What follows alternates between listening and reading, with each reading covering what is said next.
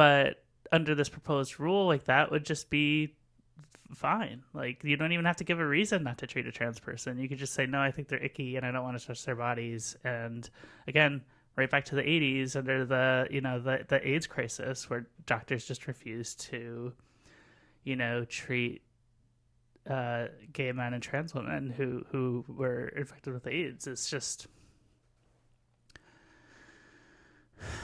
it enables bad actors within the healthcare industry. There is precedent for people dying because of these types of refusals. So Robert Eads was a trans man, I think from Florida, but don't quote me on that. And he developed ovarian cancer, and he went to like an oncologist to get a biopsy, and then never heard back with the results. Oh, yes, I have heard this story. Yes. Never heard back with the results, like figured, oh, I must not have had cancer. Right. Everything's fine. And like several months later, somebody, like an assistant within the practice, called and was like, we just want to know how you're doing with your diagnosis. And he was like, what diagnosis?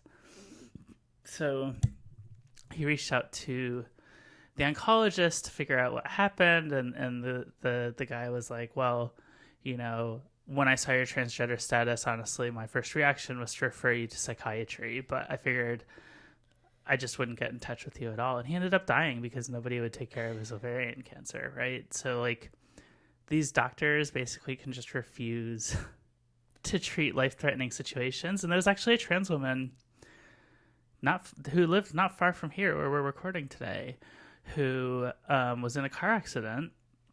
The EMT responded, and, like, she had, devastating injuries, and he cut her clothes off and saw her penis and then refused to touch her for the rest of the trip. To the hospital, they get to the ER. The ER staff was sort of standoffish about treating her, didn't really take it seriously. She ended up dying in the hospital. Not very far from here in D.C. Right. This was back in the 90s. Washington, D.C. Yeah, back in the 90s. And under this proposed rule, that would be legal. And what they did to Robert Eads would be legal as well. And it's just frankly terrifying, honestly, as a trans person.